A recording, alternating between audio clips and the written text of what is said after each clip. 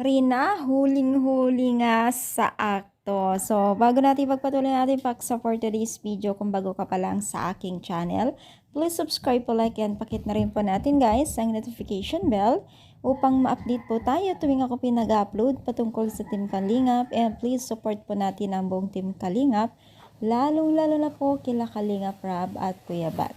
So, si Rina, no, talagang huling-huli po ang kanyang aura dahil sobrang saya ng kanyang fest lock na kung saan po ay talagang muli na naman silang nagkikita at muli na naman pong dinadalaw ng kanyang Kuya Edo, na talagang napakalaki rin po ang tulong ni Kalingap Edo sa kanyang pagre-recover noon, no?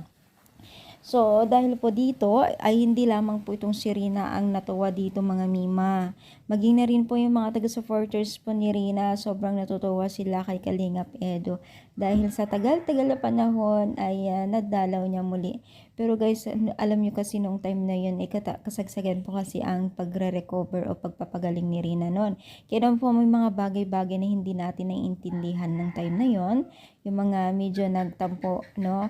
May mga bagay na hindi natin naiintindihan. Pero ngayon ay pwede na muling bumisita bilang isang kuya-kuyahin dahil syempre itong si Rina certified magaling na po siya sa kanyang sakit, no? Yun nga lang, nandiyan lang pa rin po ang pag-agapay at pag-maintenance. Nakakatuwa kasi napakarami na po ang natulungan po ni Kalingap Rab at Kuya Bal.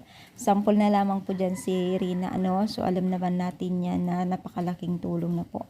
Taon na po nilang tinutulungan itong si Rina. So, ano sa palagay ninyo? Anong yung masasabi dito sa atin pag-support today's video? Sa rin po ba kayo sa masaya tuwing dumadalaw si Kalingap Edo sa kanyang kinakapatid na si Rina? I-comment down, palike po ang ating video. Thank you, and more power, God.